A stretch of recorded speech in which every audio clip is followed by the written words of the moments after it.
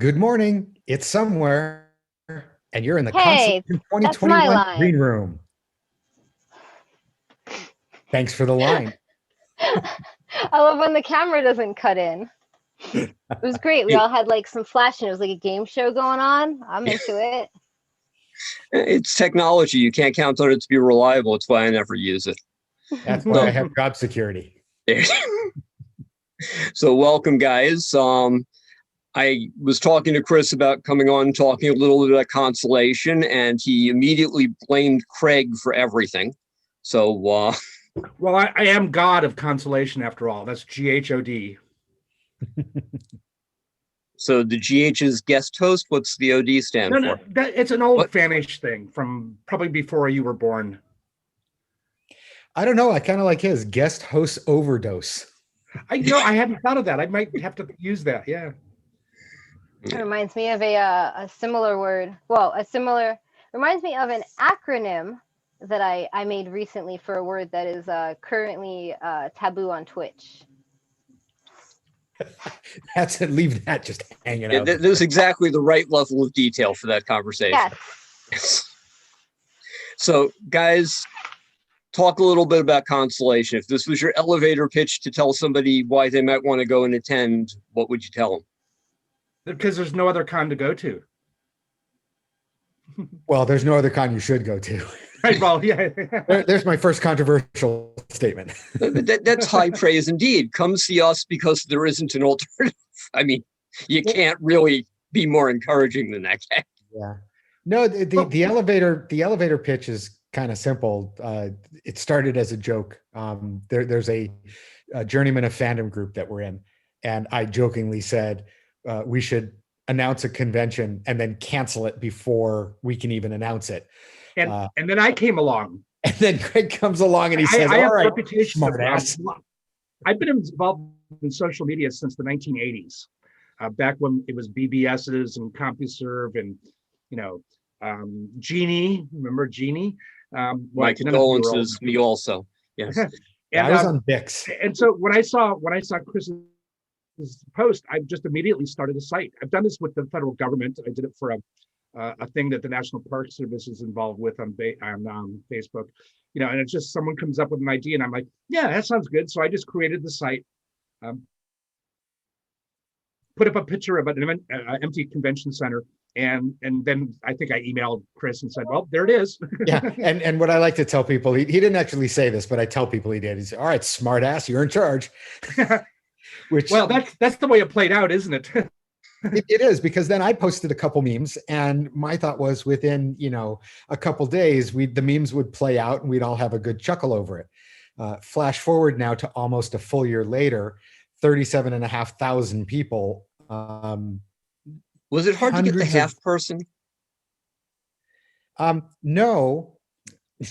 Man, I had an off-color joke for that, but I'm going to leave that one alone too. It has something to do with mermaids and which half do you want to be human. But no, we have 37,500 people, hundreds of posts submitted per day. At last count, tens of thousands of comments per day across all of these posts. It's ridiculous. If I'd known how big this was going to become, I may have never done it. It's huge, but I got to be honest, it's not. I mean, it's not onerous huge. We turned on post moderation so that every post has to be approved. It's actually really not that tough to weed out the garbage.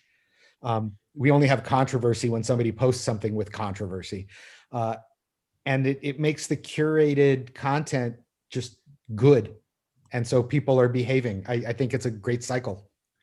Well, I think we get a lot more thanks for doing such a great job post than we do this is stupid or this shouldn't be there, which we get those too. Yeah, and to be honest, occasionally when somebody will flounce post, the policy is whoever hits that post in the moderation queue just clicks reject. That's it. No drama, nothing in public. I think that's kind of been the key. I think an element that you guys have that really makes that work so smoothly where in some other cases it doesn't always work smoothly, is you started with everyone understanding that's the dynamic. This is my group. I'm going to maintain it. Sometimes that means some posts won't make it, or some things have to be deleted, or some we'll all get along and enjoy ourselves. This isn't for agitating people. And Yeah. it's not like, I guess, if you'll pardon my language, a shit posting group where everyone although goes we in will with this occasionally let one of those go through. expectation of, but there's this, it's different when there's an expectation of like this complete freedom. Like, let's say if you have the unfortunateness to put the word uncensored somewhere in your title, even if it's as a joke, people are going to take that so literally that even if you just delete something that Facebook says, delete this or we're going to remove your group, people will be so enraged by it because they have this like different expectation. But you don't have that. You went in, you said, this is what we are, this is what we do. And people are like, okay, that's fine. There's no misunderstanding. It's clear cut, it's presented, and it works. Yeah, and believe it or not, we've never gotten that message from Facebook. There have been plenty of comments that Facebook has deleted, and it always says in the message that we get as moderators, this does not put your group at risk, because it's Facebook making that decision. And that seems to have gotten worse more recently. It really looks like Facebook has turned up the volume on that comments in terms of are they blocking deleting? posts. I'm curious. Well, you know what? They're deleting two kinds of comments, and one is legit and one ticks me off. So the legit is when somebody actually makes a legitimate threat or personal attack that is just dead clear. And Facebook tends to get most of these, which is surprising. The one that is not legit and ticks me off is when it's their bot removing a phrase that's in there. And so help me, Facebook has deleted scores of comments that said the exact same thing, which was, "This is not my planet, Monkey Boy." And they see Monkey Boy as a racial statement, not as the quote from Buckaroo Banzai. And there's no human involved in this decision. And thankfully, the couple times somebody has complained to me directly when I've explained to them, Facebook did this and it's a bot and there's nothing we can do. And I'm really sorry about it, but our hands are tied. Nobody has gone nuts. So that's good. And that's the other interesting thing is for the vast majority of people, and I'm talking, I can count the exceptions on one hand.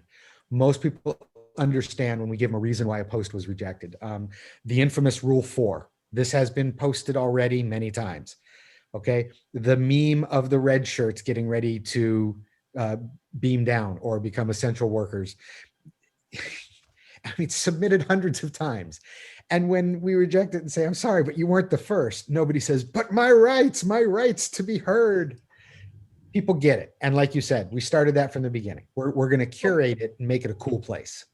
And running people off into the memes group also helps. And I think that's a big part of the success, that people have in general been having a good experience. Not always, but in general.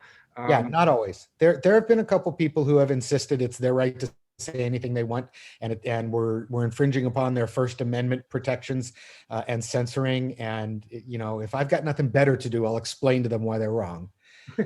Typically, I will often say, look, this is just a Facebook group.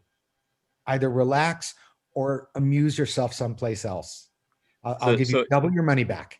If it helps you, Chris, my friend Mike Ventrella wrote a book called How to Argue the Constitution with Conservatives, and it's got some really good tips on how to deal with people when they say certain things. Yeah. It's like, you know what? I will respect your First Amendment rights the moment I'm elected to Congress.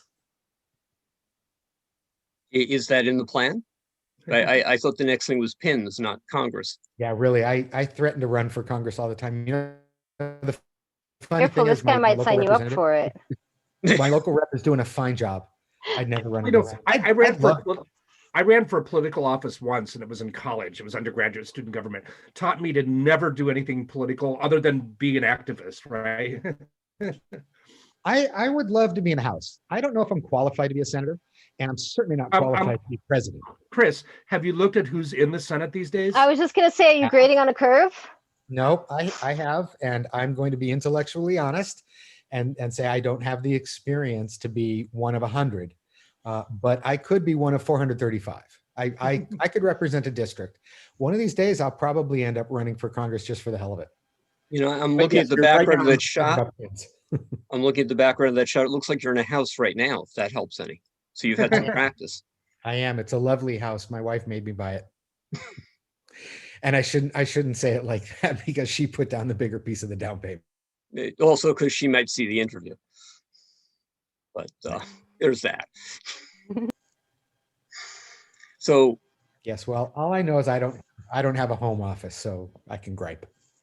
I actually I had a post rejected once from the group. I don't remember exactly what it was, but I thought it was something that would really spark a good conversation. And I think I got something along the lines of not being too vague, too like reaching may have been. I don't remember the explanation.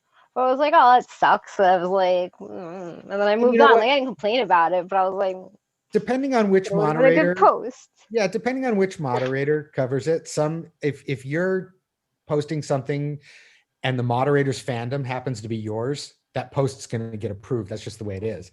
Well- On the flip side, if you get a moderator who just doesn't get it or had bad cornflakes that morning, it happens. And, Well, and, it's sorry. not What's like the we have a trade-off to not set have of- the Facebook bots? You have people. People make decisions. Yes. For better or for worse, it's not like those of us that have moderator abilities that we have a set of rules that we have to go back and re-examine what happened, and oops, that was me, that was an accident, or oops, that was me, I understand that maybe that wasn't the best decision. So we have to apologize sometimes. It's kind of a work in progress. Occasionally a moderator will come in, myself often, and just say, hey, I made this moderation decision. I'm not married to it if you guys all think I'm wrong, but this was how I handled it. On the other side, we've had moderators put through posts that turned into just absolute shit shows.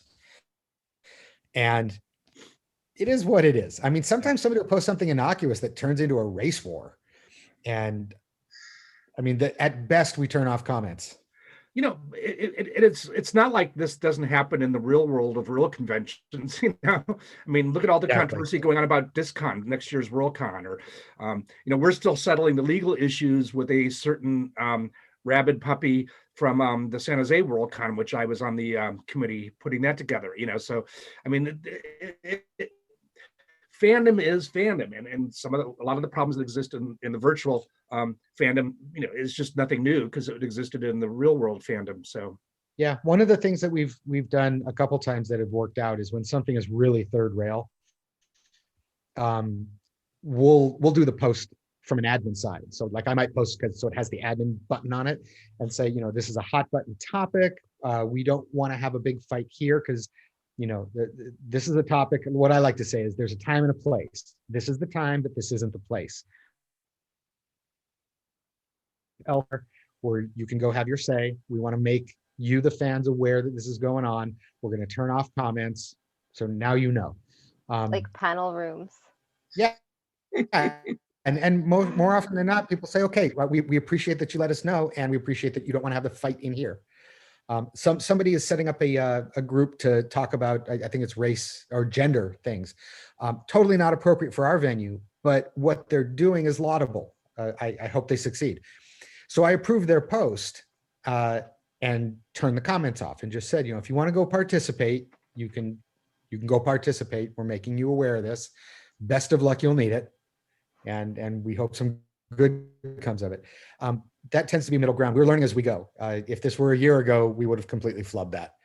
But let me ask you this. You said moderators, plural, a lot of times. How many people are actually behind the scenes on this? How many we got in the back room, Craig? 10-ish? Yeah, I mean, and we've had people come and go. Yeah.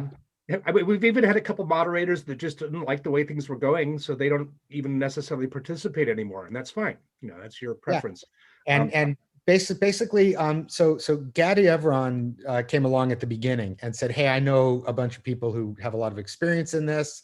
I've done a lot of ConCom work myself. I'd love to help out. And I said, fantastic. I appreciate the help. He helped recruit a few people. We got some more people in. at this point, I moderate the crap out of the site only because my particular job and the way I work really lends itself to online. I'm a software developer. And so when I've got a test run or a deployment going, I have 15 minutes free. I'll go clear the moderation queue because it's fun. And the thing I love about being the guy who approves a post is if it's something that I find interesting, I can think about a really good response and then click approve and get the first comment. And so I call that admin privilege, and I'll take it. And any moderator is free to do the same. So when somebody asks a question that I've got a really snarky response to, I get my first joke in. So I like doing that. But yeah, we've got about 10-ish. Clearing the membership request queue is pretty easy. And hey, QVC, we just sold another set of pins. That was what the thing was. Clearing the membership request queue is really easy because there's a set of rules that say if you have a certain number of friends already in the group and you belong to any of these other communities, so we kind of know you're a fan, and your Facebook account has been active for more than a year, you're automatically approved. Anything else goes into the queue. Personally, I just automatically deny any Facebook account that is 3 to 6 months old or less.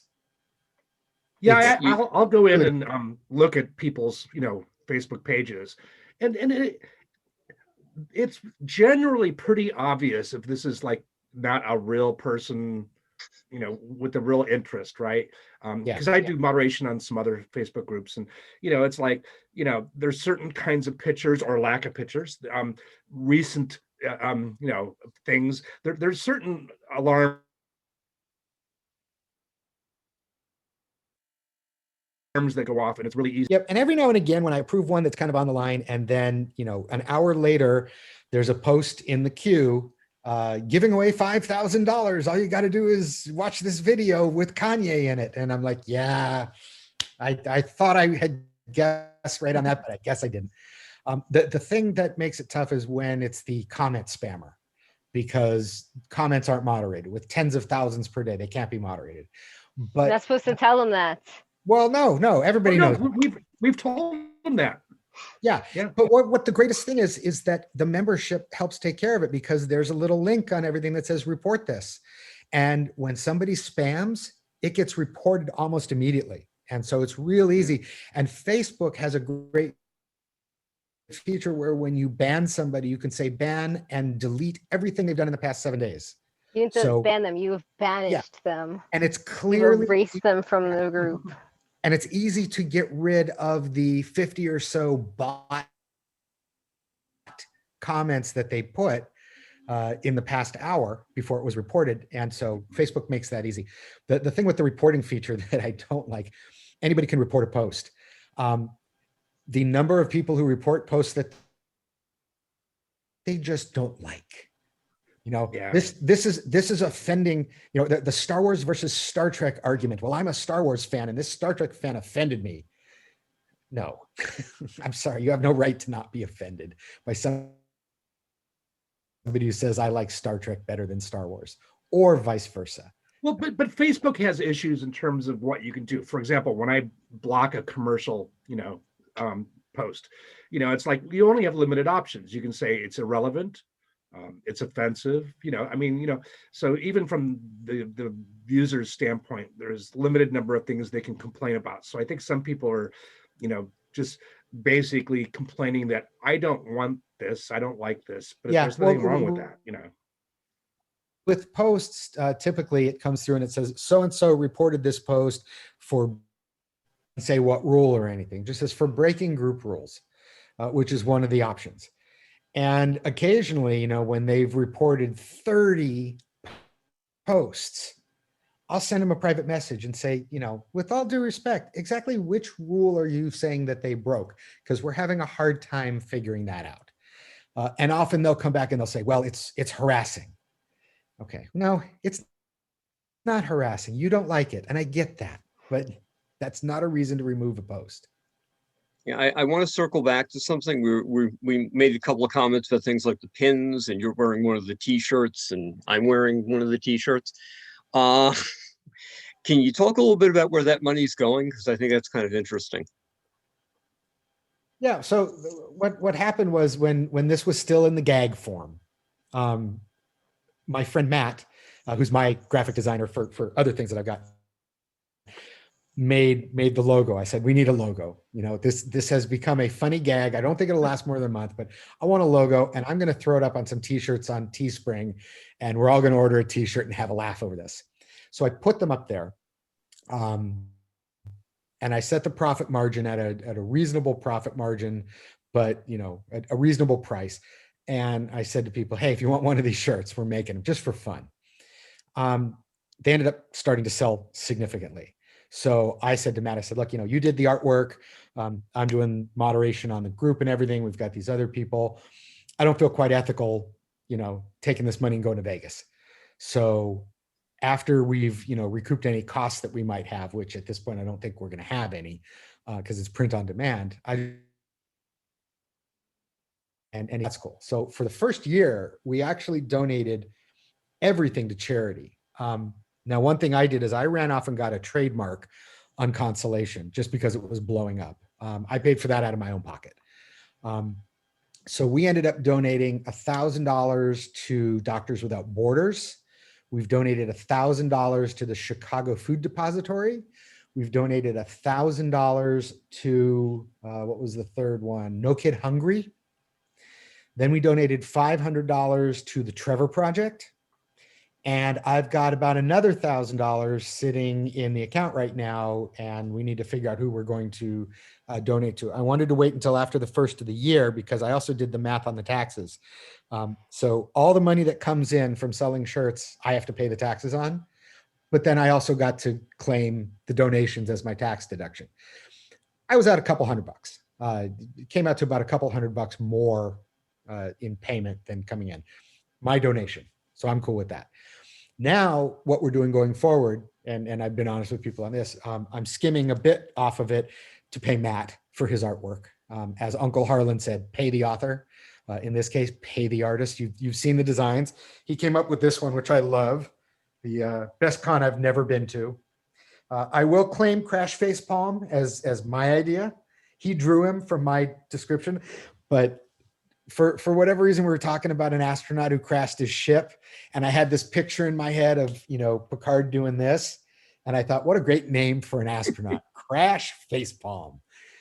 And so we did this design. He did the 2021 design with the Phoenix from the ashes. He did a Pride design where the ship has a rainbow, and we're working on a 2021 Pride design that'll be different. So we're paying Matt a bit for his work because he's putting a bunch of work in there.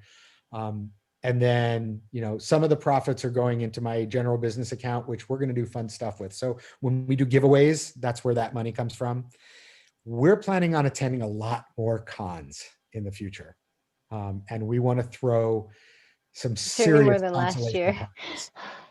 Well, I mean, I used to go to a lot of cons, but not a hell of a lot of cons. Okay, well, now I'm going to go to a hell of a lot of cons. And I've told people, if you want me as a panelist, my speaking fee is one donut.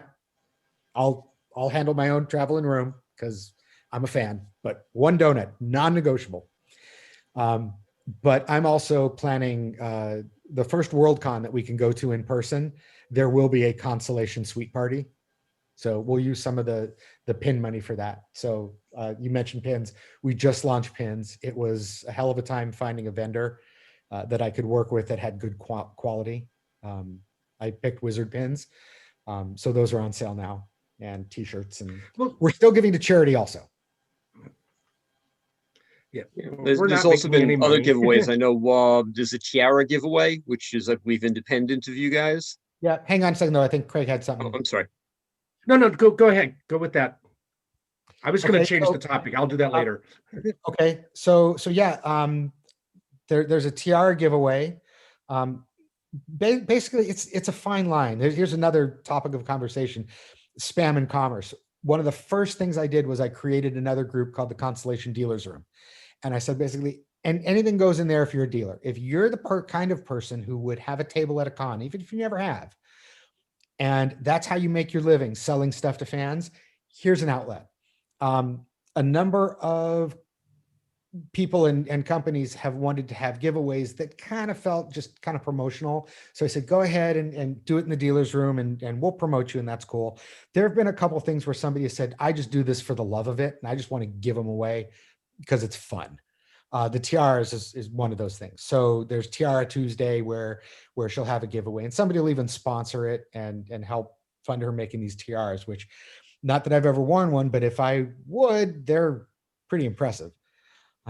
and heck, I'll wear a tiara next con. If somebody puts a tiara on my head, I'll wear it. But so yeah, we've had some giveaways there, and every now and again, somebody will say, I want to give this away. Yeah, it's my business, but I just kind of want to give back. And if I feel it's genuine, or one of the admins feels it's genuine, we'll throw it up there. What I don't want is the group to become filled with promotions and spam. Most of the spam is filtered out. The promotions, we love them. They go in the dealers room group. The dealers room group has a few thousand subscribers, but they're mostly vendors. I can look at Facebook Insights. A good chunk of the membership goes and looks at the group. So people are actually looking. They're just not subscribing because they don't want ads in their feed so much. So if you're a con vendor, post in the dealers room group. The rules there are really simple. It's got to be fandom related. It's got to be your own merchandise, and please only one a day so that it doesn't get filled up. But if you're an author and you're doing a reading, and your reading is to promote your book, throw it in there. People are going to like that. So not one from the group giveaway, but I own a few tiaras. Very nice. That's still one of the funniest moments from Big Bang Theory was when Sheldon got Amy the tiara, because she's getting mad at him, and then she opens the box. She's like, "Ooh, a tiara!" I don't care what anybody says. I like that show. Yes, it makes fun of my fandom, but I find it funny. I can laugh at myself. So Craig, you had something you wanted to bring in? I'm sorry? Craig froze. Yes, he did. Oh, He's back. unfrozen. You'd wanted to change topics, sir. Oh, well, one of the things that I found interesting is the interaction between the different kinds of fandom. I know people that have never been to a fan-run convention. They go to the Comic Cons and stuff like that. You gonna do something about that? And I know people like myself. I've been to one Comic Con. It was fine, but it wasn't my cup of tea. So I'll probably never go to another Comic Con. But it's just me. And it's interesting to see the confusion people have in terms of they're so used to one kind of convention versus another that it's like alien worlds to them. And I've found this to be, for me, really educational to find out, the people that routinely are paying, 50 or $100 to get an autograph. I've never paid a penny for an autograph. Well, I may have bought a drink or two here or there, but I guess I didn't realize that there were so many different. I mean, I knew about furries and filking and stuff like that, but that this has become a place where they're interesting to me. That dynamic of the different perspectives people bring to us based on their fanish experience, and even more so, people that have become involved with Concellation that have never been to an actual physical convention. Yeah, I've seen a number of people post, I've never been to a convention, and some of them say just because I never have, and then some say, I have a hard time getting out of the house, I have a hard time around other people. Well, that's a really good point. I've attended several conventions in the last year that I never have attended physically. I knew about them, but my criteria for physically going to a convention is can I drive to it? That's an automatic yes, pretty much. If it's a literary science fiction type convention, is it someplace I've never been to that I would like to take a vacation to, like London and Helsinki and things like that. And it'll be interesting to me to find out, not that I ever will, how many people do go to an actual physical convention once things change, that have never been to, but because of their involvement in this non-convention. Yeah, it'll be interesting. I've seen a number of people who say, if real conventions are like this, I'm going to go to some. To them, I would say real conventions are exactly like this, only completely different. And a lot of them have very specific accommodations for the kind of people you're talking about, people who have disabilities so they don't get out of the house, people who don't deal well with crowds. The Concellation shirt I'm wearing is one that says emotional support extrovert, because when I go to conventions in the future, I intend to wear that and let people know that I'm available for them. Right. It's a big thing. There's a lot of people that a convention is the only time they will ever be in a space with a lot of other human beings. And it's a lot of emotional effort for them to be there. And it's very important for them to have a place where they can do that. Well, and another thing I'm going to be interested to see as things improve, hopefully. We were the first virtual convention, even though we're not a convention. And of course, most of the real well-established conventions started going virtual, and online. There's going to be a lot of pressure, I think, for actual physical conventions to have a virtual component in the future. And that's not easy. I've helped run a couple of the virtual cons. It takes more people to run a virtual convention in general than it does an actual convention. Oh yeah, well, you mentioned, and it's going to be a real challenge to the Baycons and the Chi-Cons and all that stuff. It's going to be a real challenge for them to adapt to going back to in-person conventions, given the changes that have occurred, I think. Yeah, you mentioned Worldcon in San Jose, so I was also, as you know, on the Worldcon group, did IT. Had you asked me at the beginning of the planning phase, oh, and by the way, can you also facilitate 100% remote virtual participation along with all the other stuff?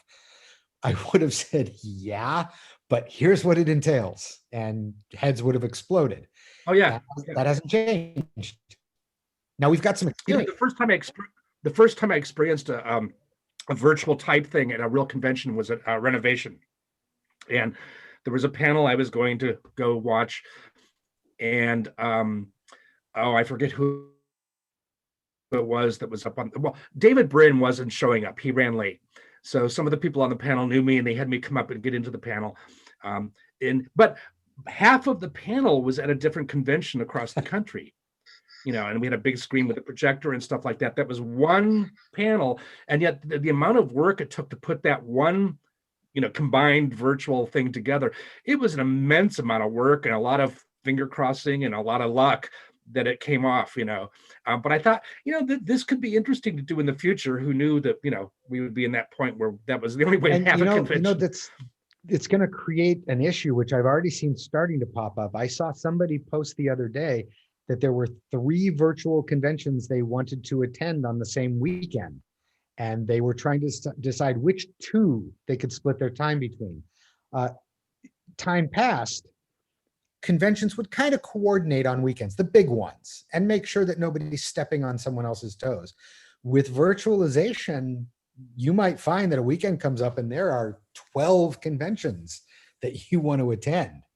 Well, because you can also now attend the one that's in Tokyo and the one that's in Moscow and the one that's in London. Virtualization, I think, Craig, you were talking about this earlier. The whole idea of time zones has become a thing that people now have to decode to figure out how to get to an event.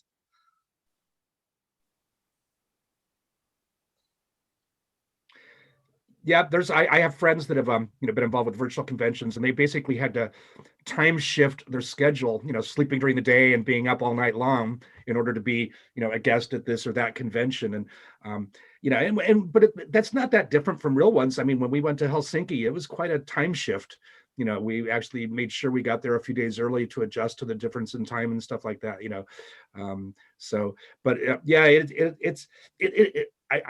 I'm really excited to see real conventions again. No doubt about it. I'm excited to see Las Vegas again. I'm sorry, was that my outside voice? I don't like Vegas. Go to Vegas. I'll give you $5. I've seen it in daylight. Yeah, no, that's my playground. Ooh, yeah. Have you attended MagFest? What fest? MagFest.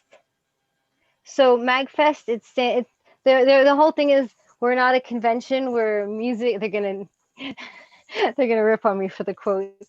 They're a Mag is music and gaming. So it's MagFest, Music and Gaming Festival. It's basically a convention that operates in DC. But one of the things that they do that's different is they run 24 hours through the whole time. So you have to take a different approach to how you participate. So something like the time zone shift like that, for something where it's running throughout, whenever they're ready for it, that's when it would, something like that That would be interesting, could though. theoretically. A benefit there is if you've got people around the world participating, you wouldn't have slow times. It would always. My favorite convention festival is Burning Man, which is not a convention or a festival, but you want to talk about 24 hours a day for a week and a half. Yeah, but that's an important point, is that, as we were talking about earlier, there's so many different kinds of fandoms, there's so many different kinds of conventions. Part of what I'm missing is I'm missing business conventions, because there are people that I saw once a year that it was, I was sitting in one of the rooms as they were finishing up the convention. I'm talking to my editor for the magazine I was writing for, and I said, Cliff, this is my neighborhood. I actually know more people at this convention than I know where I live. And he said, and they tear your neighborhood down every single year and build it again somewhere else. And that is a big part of what conventions is. It's our neighborhood, it's our community, it's our people. And I really appreciate the fact that what you're doing with Concellation is giving us another place to meet our folks.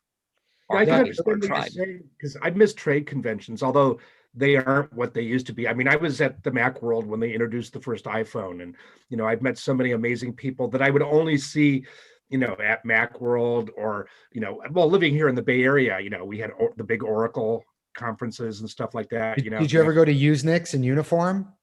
No.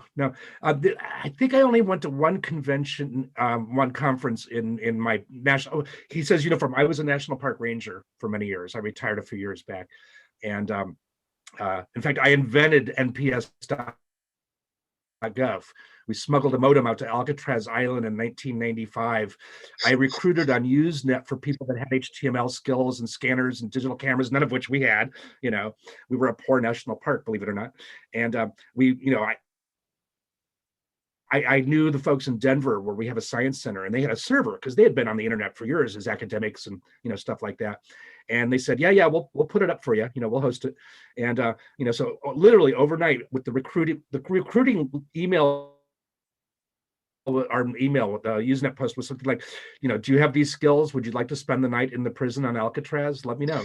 And so overnight we came up with NPS.gov/Alcatraz, and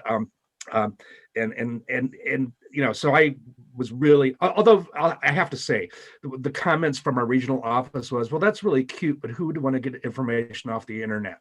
But I'd been involved with BBSs and stuff, so I knew this was going to explode. I knew it was going to become a big thing. But anyways, remember, kid, when you see Craig at a con, ask him about his time in prison.